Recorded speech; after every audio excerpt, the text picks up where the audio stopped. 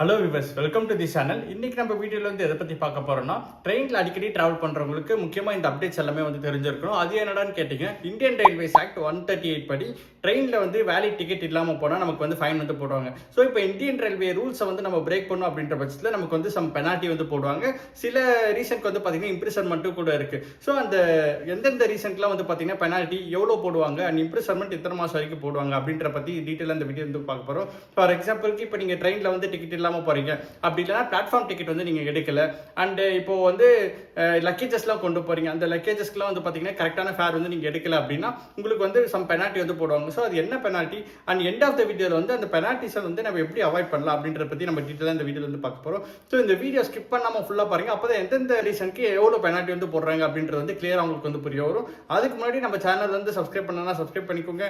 அப்பதான் இந்த மாதிரி ரயில்வே ரிலேட்டட் அப்டேட்ஸ் எல்லாமே பாத்தீங்கன்னா உங்களுக்கு வந்து சேரும்.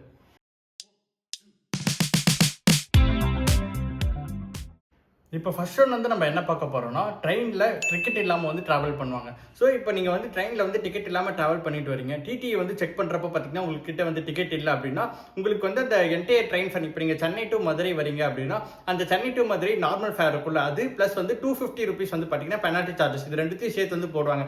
நீங்கள் எந்த போர்டிங் ஸ்டேஷனில் ஏறி இருக்கீங்களோ அதுல இருந்து பார்த்தீங்கன்னா கால்குலேட் பண்ணுவாங்க. சப்போஸ் நீங்கள் போர்டிங் ஸ்டேஷன் வந்து கரெக்டாக சொல்லலை, மாற்றி சொல்றீங்கன்னா அந்த ட்ரெயினோட ஒரிஜினேட்டிங் ஸ்டேஷன், ட்ரெயின் எங்கேருந்து வந்து ஸ்டார்ட் ஆகுதோ அதுல இருந்தே பார்த்தீங்கன்னா உங்களுக்கு வந்து பெனால்ட்டி வந்து போடுவாங்க. ஸோ இந்த 250 rupees வந்து பெனால்ட்டி வந்து அடிஷனலாக வந்து ஆகும். ஸோ நீங்கள் ஒவ்வொரு தடவை நீங்கள் ட்ரெயினில் போகிறப்பையும் ப்ராப்பராக வந்து டிக்கெட் எடுத்துகிட்டு நீங்கள் வந்து போகணும்.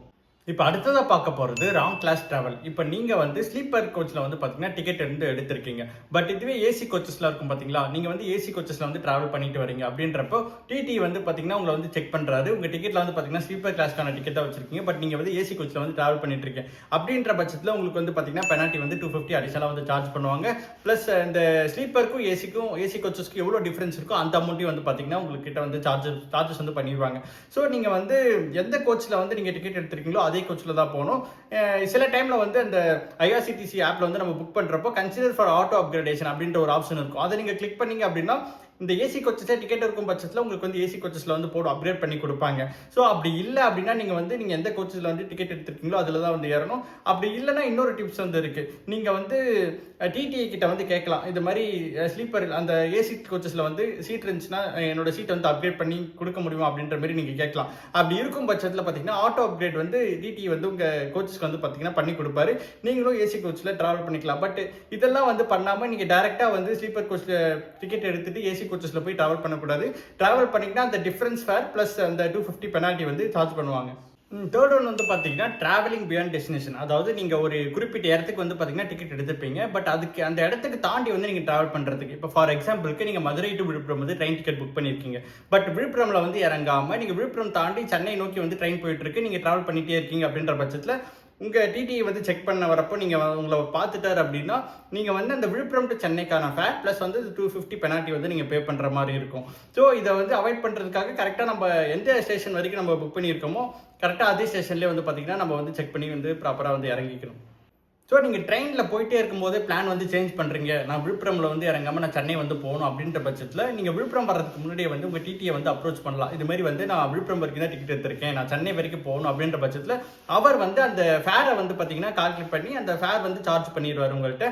அந்த பெனால்ட்டி வந்து பார்த்தீங்கன்னா நீங்கள் கட்ட வேண்டாம், நீங்கள் வந்து முன்னாடியே இன்ஃபார்ம் பண்ணணும். பட்சத்தில் நீங்கள் இன்ஃபார்ம் பண்ணாமல் விழுப்புரம் தாண்டி நீங்கள் ட்ராவல் பண்ணி அதுக்கப்புறம் சொன்னீங்கன்னா அந்த பெனால்ட்டி வந்து அடிஷனலாக வரும். ஸோ உங்களுக்கு பிளான் ஏதாவது சேஞ்ச் ஆச்சு அப்படின்னா உங்கள் ஸ்டேஷன் வரதுக்கு டெஸ்டினேஷன் ஸ்டேஷன் வரதுக்கு முன்னாடியே நீங்கள் வந்து டிடி கிட்ட இன்ஃபார்ம் பண்ணி அந்த ப்ராப்பரான ஃபேரை வந்து கேட்டு வாங்கிக்கோங்க. ஸோ அடுத்ததாக வந்து பிளாட்ஃபார்ம் டிக்கெட் ஃபேர். இப்போ நம்ம வந்து ஃப்ரெண்டை வந்து ட்ராப் பண்ண போகிறோம், இல்லை வீட்டில் யாராவது பேரண்ட்ஸை வந்து நம்ம ரயில்வே ஸ்டேஷனில் ட்ராப் பண்ண போகிறோம் அப்படின்னா நம்ம வந்து ரயில்வே ஸ்டேஷனில் போய் ட்ராப் பண்ண போகிறோம். ஸோ அந்த பிளாட்ஃபார்ம் டிக்கெட்டுக்கான ஃபீ வந்து பார்த்தீங்கன்னா நம்ம கண்டிப்பாக வந்து எடுத்துருக்கணும். அந்த பிளாட்ஃபார்ம் ஃபீ வந்து பார்த்தீங்கன்னா 10 rupees தான் வரும். இது நீங்கள் வந்து ரயில்வே ஆப்லேயே வந்து கூட எடுத்துக்கலாம், நம்ம கிட்ட அந்த ஆப்ஷன் இருக்குது. அந்த ரயில்வே ஆப்பில் எப்படி பிளாட்ஃபார்ம் டிக்கெட் எடுக்கிறது அப்படின்றது மாதிரி நம்ம வீடியோ போட்டுருக்கோம், டிஸ்கிரிப்ஷன் லிங்க் கொடுக்குறேன், தெரியுதுன்னா அந்த லிங்க்ல போயிட்டு நீங்கள் வீடியோ வந்து செக் பண்ணிட்டு வாங்க. ஸோ இந்த மாதிரி பிளாட்ஃபார்ம் டிக்கெட் வந்து கரெக்டாக எடுக்கல அப்படின்ற பட்சத்தில் டிடி வந்து உங்கள்கிட்ட வந்து டிக்கெட் வந்து கேட்பாங்க பிளாட்ஃபார்ம் போகிறப்போ. பண்ணுறப்போ நீங்கள் வந்து வேலிடான டிக்கெட் வந்து பார்த்தீங்கன்னா உங்கள்கிட்ட இல்லை அப்படின்ற பட்சத்தில் நீங்கள் வந்து இந்த மாதிரி ரீசன் சொல்லக்கூடாது. நான் வந்து ஃப்ரெண்டை ட்ராப் பண்ண வந்தேன், வீட்டில் இருக்கவங்க ட்ராப் பண்ண வந்தேன் அப்படின்ற மாதிரி ரீசன் வந்து நீங்கள் சொல்ல முடியாது. உங்கள்கிட்ட டிக்கெட் இருந்துச்சு அப்படின்னா பிரச்சனை இல்லை, நீங்கள் ட்ராவல் பண்ண போகிறீங்க அப்படின்னா. பட் உங்கள்கிட்ட டிக்கெட்டு இல்லை அப்படின்னா அந்த பிளாட்ஃபார்ம் டிக்கெட் கண்டிப்பாக வாங்கிடணும். பிளாட்ஃபார்ம் டிக்கெட் இல்லை அப்படின்ற பட்சத்தில் 250 rupees வந்து பெனால்ட்டி பண்ணுவாங்க. அந்த அடிஷனலாக பிளாட்ஃபார்ம் டிக்கெட்டோட 10 rupees சேர்த்து சார்ஜஸ் பண்ணுவாங்க. மொத்தமாக வந்து 260 rupees வந்து சார்ஜஸ் பண்ணிடுவாங்க. ஸோ இனிமேல் நீங்கள் பிளாட்ஃபார்முக்கு வந்து போகிறப்போ யாரையாவது ட்ராப் பண்ண போகிறீங்க அப்படின்னா கண்டிப்பாக அந்த பிளாட்ஃபார்ம் டிக்கெட் வந்து மறக்காமல் வாங்கிருங்க. ஸோ அடுத்ததாக வந்து டிக்ளைனிங் டாக் ஏஜ், அதாவது இப்போ இந்தியன் ரயில்வேஸ் ஆக்ட் படி 0 to 5 years இருக்க சில்ட்ரன்ஸ்க்கு வந்து பார்த்தீங்கன்னா டிக்கெட் எதுவும் வந்து எடுக்க தேவையில்லை. அண்ட் இதுவே 5 to 12 years இருக்க சில்ட்ரன்ஸ்க்கு வந்து பார்த்தீங்கன்னா பர்த் அவங்களுக்கு வேண்டாம். இப்போ ஸ்லீப்பர் கோச்சில் ட்ராவல் பண்ணுறாங்க அப்படின்னா அவங்களுக்கு பர்த் வேண்டாம் அப்படின்னாலும் ஆஃப் ஃபேர் வந்து பார்த்தீங்கன்னா கண்டிப்பாக நம்ம பே பண்ணணும். அப்படி இல்லை அவனுக்கு வந்து ஃபுல் பர்த் வேணும் அப்படின்னா அவங்க வந்து ஃபுல் ஃபேர் தான் கண்டிப்பாக பே பண்ணி ஆகணும். இதான் பார்த்தீங்கன்னா 5 to 12 years. இப்போ 12 yearsக்கு மேலே, அதாவது 13 yearsலேருந்து பார்த்தீங்கன்னா ஃபுல் ஃபேர் வந்து கண்டிப்பாக எடுத்துருக்கணும். இப்போ இந்த ஃபேரை வந்து அவாய்ட் பண்ணுறதுக்காக அந்த ராங் ஏஜ் வந்து டிக்ளைன் பண்ணுறாங்க. இப்போ 13 years இருக்க சில்ட்ரன்ஸ்க்கு வந்து பார்த்தீங்கன்னா 11 years 12 years அப்படின்ற மாதிரி கிளைம் பண்ணி அவங்க வந்து இந்த ஃபேர் வந்து ஆஃபர் வந்து எடுத்திருக்காங்க. அப்படின்ற பட்சத்தில் டிடிஇ செக் பண்ணுறப்போ நம்ம ஐடி ப்ரூஃப் வந்து அவங்கள்ட்ட காட்டணும், சரிங்களா? அப்படி காட்டுறப்போ அதில் வந்து பார்த்தீங்கன்னா ஏஜ் வந்து 13 இருக்குது அப்படின்ற பட்சத்தில் ஃபுல் ஃபேர் எடுக்கல அப்படின்னா நமக்கு வந்து பார்த்தீங்கன்னா 250 rupees வந்து பெனால்ட்டி வந்து போடுவாங்க. அந்த அடிஷனலாக நம்ம அந்த ஃபேர் சார்ஜ் இருக்குது பார்த்தீங்கன்னா, நம்ம எங்கேருந்து எங்கே போகிறோமோ அந்த சார்ஜும் ப்ளஸ் வந்து பார்த்தீங்கன்னா 250 பெனால்ட்டி இது ரெண்டுமே பே பண்ணுவாங்க. ஸோ இந்த ஏஜ் வந்து பார்த்தீங்கன்னா கரெக்டாக நம்ம கால்குலேட் பண்ணி அதுக்கேற்ற மாதிரி நம்ம வந்து ஃபேர் வந்து கரெக்டாக வந்து பே பண்ணணும். அடுத்தபடியாக ஃபேக் ஆக்டட் ஆர் மிஸ்யூஸ்டு டிக்கெட்டுக்கு வந்து எவ்வளோ பெனால்ட்டி அப்படின்றத பார்த்து பார்க்க போகிறோம். ஸோ இப்போ நீங்கள் வந்து டிக்கெட் வச்சிருக்கீங்க, பட் வந்து வேற ஒரு பேசஞ்சர் டீட்டெயில்ஸ் வந்து அதில் இருக்குது. வேற ஒரு பேசஞ்சர் வந்து டிக்கெட் எடுத்திருக்காங்க, பட் வேற ஒருத்தவங்க ட்ராவல் பண்ணுறாங்க அப்படின்ற பட்சத்தில் அதை வந்து டிடி ஐடென்டிஃபை பண்ணிட்டாரு அப்படின்னா அவங்களுக்கு வந்து 250 rupees வந்து பார்த்தீங்கன்னா பெனால்ட்டி போடுவாங்க. அப்படி இல்லைன்னா 6 மாதம் இம்ப்ரிசன்மெண்ட் கூட பண்ணுவாங்க. அப்படி இல்லைன்னா ரெண்டுமே கூட பண்ணுவாங்க. ஸோ நீங்கள் வந்து அஃபிஷியலான இந்த ஐஆர்சிடிசி வெப்சைட்டில் இல்லை அப்ளிகேஷனில் அப்படி இல்லைன்னா கவுண்டர்ஸில் இந்த மாதிரி மட்டும் தான் பார்த்தீங்கன்னா டிக்கெட் வந்து எடுத்துருக்கணும். அண்ட் இந்த மாதிரி ஏதாவது மிஸ்யூஸ் ஆக்டிவிட்டி ஏதாவது பண்ணீங்க அப்படின்னா கண்டிப்பாக உங்களை வந்து பார்த்தீங்கன்னா பெனால்ட்டி வந்து போட்டுருவாங்க. இப்போ உங்கள் பிளட் ரிலேஷனுக்குள்ளே பார்த்தீங்கன்னா நீங்கள் வந்து பேசஞ்சர் டீட்டெயில்ஸ் வந்து சேஞ்ச் பண்ணிக்கலாம். இப்போ நான் வந்து என் ஃபேமிலியில் இப்போ நான் டிக்கெட் போடுறேன், பட் என்னால் ட்ராவல் பண்ண முடியல, இல்லை வீட்டில் யாராவது அப்பா அம்மா யாராவது ட்ராவல் பண்ணணும் அப்படின்னா அவங்க நேம் வந்து நம்ம சேஞ்ச் பண்ணிக்கலாம். ஒரு 24 hours முன்னாடியே போட்டு ரயில்வே ஸ்டேஷனில் இந்த பேசஞ்சர் நேம் சேஞ்ச் பண்ணுற ஆப்ஷன் வந்து நம்ம கிட்ட இருக்குது. ஸோ நீங்கள் அந்த மாதிரி வேணால் நீங்கள் வந்து டிக்கெட் வந்து பார்த்தீங்கன்னா சேஞ்ச் பண்ணிக்கலாம். அடுத்ததாக பார்த்தீங்கன்னா லாஸ்ட் டிக்கெட். இப்போ வந்து நீங்கள் டிக்கெட் வந்து பார்த்தீங்கன்னா தொலைச்சிட்டீங்க. இப்போ ஆன்லைனில் டிக்கெட் எடுத்துருந்தீங்க அப்படின்னா உங்களுக்கு வந்து கண்டிப்பாக வந்து அந்த ஆன்லைனில் வந்து இருக்கும். நீங்கள் வந்து எப்போ வேணாலும் மொபைல் அப்ளிகேஷனில் போயிட்டு நீங்கள் வந்து அக்சஸ் பண்ணிக்கலாம். ஸோ அது வந்து பிரச்சனை இருக்காது. இப்போ நீங்கள் வந்து கவுண்டரில் வந்து டிக்கெட் எடுக்கிறீங்க அப்படின்ற பட்சத்தில் அந்த டிக்கெட்டை வந்து நீங்கள் மிஸ் பண்ணிட்டீங்க, பட் ட்ரெயின் ஏறிட்டீங்க. ட்ரெயினில் வந்து டிடி செக் பண்ணுறப்போ உங்களுக்கு அந்த டிக்கெட் கவுண்டர் டிக்கெட் வந்து பார்த்தீங்கன்னா இல்லை அப்படின்ற பட்சத்தில் அவர் வந்து அந்த சார்ட் ப்ரிப்பரேஷன் சார்ட் வந்து பார்த்தீங்கன்னா அவர் வச்சிருப்பாரு. அவர்கிட்ட ஒரு லிஸ்ட் இருக்கும். அந்த லிஸ்ட்டில் உங்கள் நேம் இருந்துச்சு அப்படின்ற பட்சத்தில் அவர் வந்து அந்த டூப்ளிகேட் டிக்கெட் வந்து 50 rupees சார்ஜ் பண்ணிட்டு அதை வந்து கொடுத்துருவாரு. பட் அந்த சார்ட்லையுமே உங்கள் நேம் இல்லை, நீங்கள் வந்து போய் சொல்கிறீங்க அப்படின்ற பட்சத்தில் உங்களுக்கு வந்து அந்த பெனால்ட்டி ப்ளஸ் அடிஷனலாக நீங்கள் எங்கேருந்து எங்கே போகிறீங்களோ அந்த ஃபேர் வந்து அடிஷனலாக உங்களுக்கு தேவைப்படும். ஸோ நீங்கள் டிக்கெட்ஸ் வந்து ஆன்லைனில் எடுத்துருக்கீங்கன்னா பிரச்சனை இல்லை, நீங்கள் வந்து எப்போ வேணாலும் அக்சஸ் பண்ணிக்கலாம். பட் கவுண்டர் டிக்கெட்டாக இருந்தால் கரெக்டாக வந்து நீங்கள் எடுத்து வச்சுக்கோங்க. அப்படி இல்லைனா நீங்கள் வந்து இந்த மாதிரி பெனால்ட்டி வந்து பே பண்ணுற மாதிரி இருக்கும். அடுத்ததாக பார்த்தீங்கன்னா இந்த ட்ரெயின் அலாரம் புல்லிங் செயின் ஒன்று இருக்கும். ஸோ அது வந்து நீங்கள் தேவையில்லாத வேலிட் ரீசன் இல்லாததுக்கு தான் வந்து பார்த்தீங்கன்னா அந்த செயின் வந்து புல் பண்ணி ட்ரெயின் வந்து அதனால ஸ்டாப் ஆகுது அப்படின்ற பட்சத்தில் உங்களுக்கு வந்து ஃபைன் வந்து சார்ஜ் பண்ணுவாங்க. இப்போ வேலிடான ரீசன்ஸாக இருந்துச்சு, இப்போ ஏதாவது ஒரு எமர்ஜென்சினால வந்து பண்ணுறாங்க, இல்லை வேறு ஏதாவது ஒரு இஷ்யூ நடக்குது அப்படின்ற பட்சத்தில் நீங்கள் வந்து ப்ராப்பர் ரீசன் வச்சுருந்தீங்க அப்படின்னா எந்த பிரச்சனையும் இல்லை. சப்போஸ் நீங்கள் அந்த மாதிரி வேலிட் ரீசன் இல்லை, நீங்கள் வந்து சும்மா வந்து நீங்கள் அந்த செயினை புல் பண்ணி ட்ரெயின் வந்து ஸ்டாப் ஆயிடுச்சு அப்படின்ற பட்சத்தில் டிடி வந்து பார்த்தீங்கன்னா உங்களுக்கு வந்து ஃபைன் போடுவாங்க. 1000 rupees வந்து ஃபைன் போடுவாங்க. ஜெயிலுமே பார்த்தீங்கன்னா 6 months வந்து இம்ப்ரிசன்மெண்ட் வரைக்கும் இருக்குது. அப்படி இல்லைன்னா ரெண்டுமே கூட போட சான்ஸ் இருக்குது. ஸோ அடுத்த தடவை நீங்கள் ஏதாவது எமர்ஜென்சி சுச்சுவேஷனை மட்டும் அந்த அலாரம் செயின் புல்லிங் வந்து நீங்கள் யூஸ் பண்ணலாம்.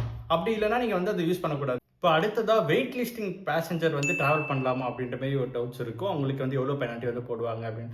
ஸோ சில பேர் வந்து ட்ரெயின் டிக்கெட் புக் பண்ணியிருப்பாங்க, சார்ட் ப்ரிப்பரேஷன் பண்ணதுக்கு அப்புறமும் பார்த்தீங்கன்னா வெயிட்டிங் லிஸ்ட்டில் இருக்கும்.